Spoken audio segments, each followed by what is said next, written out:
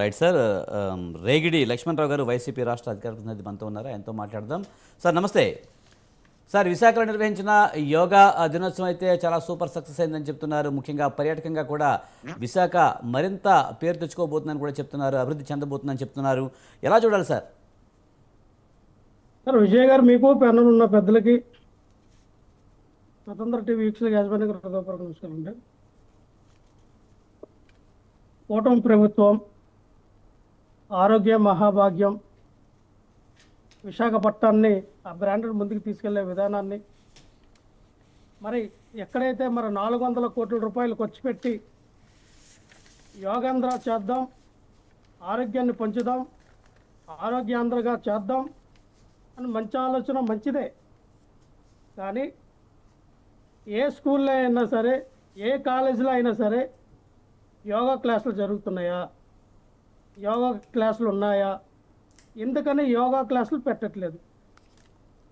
ఒకరోజు మనం ఏదో గిన్నెస్ బుక్ రికార్డ్ ఎక్కాలనో, ఒక రోజులో 400 కోట్లు ఖర్చు పెట్టి ప్రతి విలేజ్లో ఉన్నటువంటి పిల్లలను తీసుకొచ్చి అర్ధరాత్రప్పుడు వాళ్ళకి మంచినీళ్ళు కానీ, వాళ్ళకి తినడానికి టిఫిన్లు కానీ, వాళ్ళు తాగడానికి మంచినీళ్ళు కానీ ఏమి లేకుండా ఒక అనాథ పిల్లల్ని తీసుకెళ్ళి అక్కడ చేరదీసిన విధానం మనం చూసాం. ఎందుకంటే చుట్టుపక్కల విశాఖపట్నం చుట్టుపక్కల ఉన్నటువంటి గిరిజన బిడ్డలందరూ కూడా వాళ్ళ విధానం ఈరోజు మనం చూస్తే ఏడుపోస్తూ ఉంది. అంటే రాష్ట్ర ప్రభుత్వం ఎంతో ప్రతిష్టాత్మకంగా తీసుకున్నటువంటి ఒక ప్రోగ్రాంలో ఏంటి సార్ ఈ దారుణం? ఇదా పరిస్థితి. అంటే ఇంత దారుణం. గిన్నీస్ రికార్డు కోసం గిరిజనులకి ఇన్ని వేదనలు చేయాలా? అంటే మీ గిన్నీస్ బుక్ కోసం గిరిజనుల్ని ఇంత దారుణంగా వాడుకొని ఏం సాధించారండి? మళ్ళీ దానికి పెద్ద సక్సెస్ అయిందన్న సంబరాల. ఏం సక్సెస్ అయింది? ఏం సాధించారు? 400 కోట్ల రూపాయల స్కామ్ ఇది. యోగాంధ్ర అనేది 400 కోట్ల రూపాయల పెద్ద స్కామ్. మ్యాట్ల కోసం కొట్టుకున్నారు సార్. అక్కడికి వచ్చిన వ్యక్తులకు కూడా మ్యాట్లు ఇవ్వకపోతే కింద వేసినటువంటి మ్యాట్లకు కూడా కొట్టుకున్న పరిస్థితి. లక్ష్మణరావు గారు, ఇంత పెద్ద ఈవెంట్ జరుగుతున్నప్పుడు చిన్న చిన్నవి జరుగుతూ ఉంటాయి, కానీ దాన్ని పెద్ద విషయంగా చేసి రాజకీయం చేయడం ఎంతవరకు కరెక్ట్ అంటారు? జరుగుతాయి సార్ విజయ్ గారు, దేనికి జరుగుతాయి? దేనికి జరిగితే ఏంటండి అది? ఏం జరుగుతూ ఉందండి అక్కడ? అంటే ప్రజల్ని ఏ రకంగా తయారు చేశారు మీరు?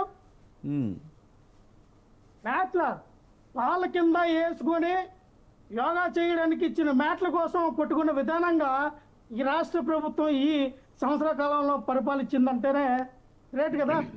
మీరు చూపించిన విజువల్స్ లో కొట్టుకోవడం కనిపించిందంటారా లక్ష్మణరావు గారు? మీరు చూపించిన విజువల్స్ లో కొట్టుకోవడం కనిపించిందా?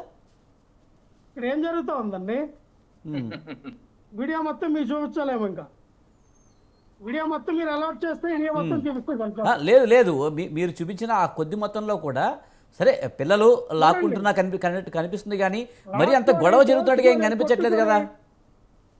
చూడాలా మీరు? వీడియో మొత్తం చూడాలి. నా దగ్గర మొత్తం వీడియో ఇవ్వండి. 3 నిమిషాలు అంత ప్లే చేయమంటే చేస్తా.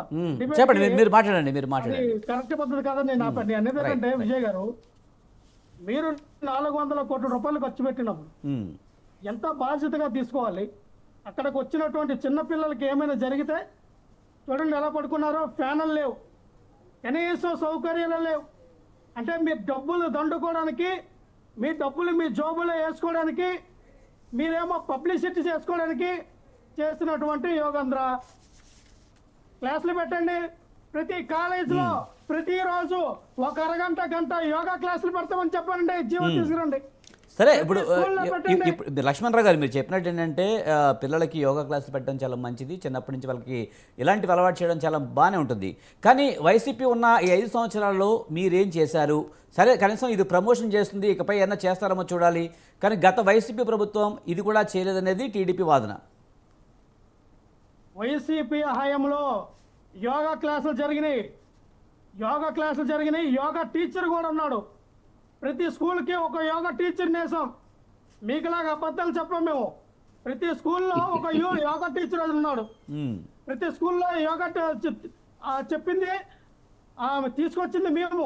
అంటే ఇప్పుడు యోగా టీచర్ ఉంటే యోగా మీరు లక్ష్మణ్ గారు మీరు చెప్పినట్టు యోగా టీచర్ ఉంటే ఇప్పుడు టీడీపీ ప్రభుత్వం అది వచ్చిన తర్వాత కూటమి ప్రభుత్వం వచ్చిన తర్వాత తీశారు కదా. వాళ్ళని తీసేశారా? అవి కంటిన్యూ చేయట్లేదా? లేదు, మొత్తం తీస్తారు. యోగా క్లాసులు చెప్పిన టీచర్లను తీసేశారు కూటమి ప్రభుత్వం రాగానే. ఏ స్కూల్లో కూడా యోగా టీచర్ లేడు.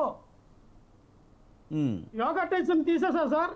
నేను ఒకటే చెప్తాను విజయ్ గారు, మీరు జగన్మోహన్ రెడ్డి గారు రిషికొండ పైన 450 కోట్లు పెట్టి శాశ్వతమైన భవనాలు, అంతర్జాతీయంగా ఉపయోగపడే భవనాలు, ఒక విశాఖపట్నం ఒక బ్రాండ్ గా తీర్చిదిద్దడానికి ఉపయోగపడే భవనాలు కట్టితే మీరు ఒక రోజులో 400 కోట్లు గాల్లో కలిపేశారు కదా. అంటే 500 కోట్లు పెట్టి భవనాలు కడితే కలిపేశారు కదా. అలా కాదు, 500 కోట్లు పెట్టి భవనాలు కడితే విశాఖ బ్రాండ్ పెరుగుతుందంటారా? ఇలాంటి పెద్ద ఈవెంట్లు పెట్టి ప్రపంచాన్ని ఆకర్షించే విధంగా చేస్తే ఈ బ్రాండ్ పెరుగుతుందంటారా? పెరిగిందా? యోగాంధ్ర చేయడం వల్ల విశాఖ బ్రాండ్ పెరిగిందా? నరేంద్ర మోడీ రావడం వల్ల ఏమన్నా విశాఖ బ్రాండ్ అనేది 10 అంతలు పెరిగిందా? ఎవరు డబ్బాలు వాళ్ళు కొట్టుకోవచ్చు, పరస్పరం డబ్బా కొట్టుకోవచ్చు. ఇందాక మా సోదరులు రవికిరణ్ అన్నట్టు ఆయన వచ్చారు, 10 అంతలు పెరిగిపోయింది. ఏం పెరిగిపోయింది? విశాఖపట్నం బ్రాండ్ పెంచడానికి నరేంద్ర మోడీ గారు ఎవరు? విశాఖపట్నం బ్రాండ్ అనేది బ్రిటిష్ కాలంలోనే పెరిగింది.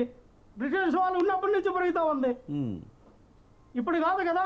విశాఖ నగరం అంటే మహానగరంగా 100ల సంవత్సరాల క్రితం నుంచి పేరుగాంచింది.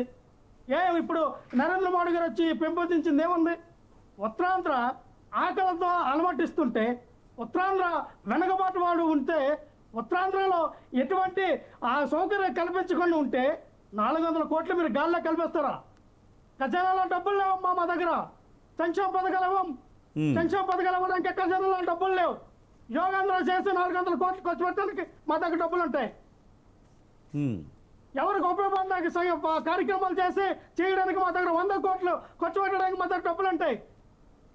మా దగ్గర మున్సిపాలిటీలో ఖర్చు పెట్టడానికి డబ్బులు లేవని పవన్ కళ్యాణ్ గారు అన్నారు. పంచాయతీ రాజ్ శాఖలో డబ్బులు లేవు, కనీసం బ్లీచింగ్ పౌడర్ కొనడానికి డబ్బులు లేవని పవన్ కళ్యాణ్. 400 కోట్ల నుంచి వచ్చినాయి. ఎలా ఖర్చు పెట్టారు మీరు? దేనికి ఖర్చు పెట్టారు? లక్ష్మణరావు గారు మనతో పాటు డుండి రాకేష్ గారు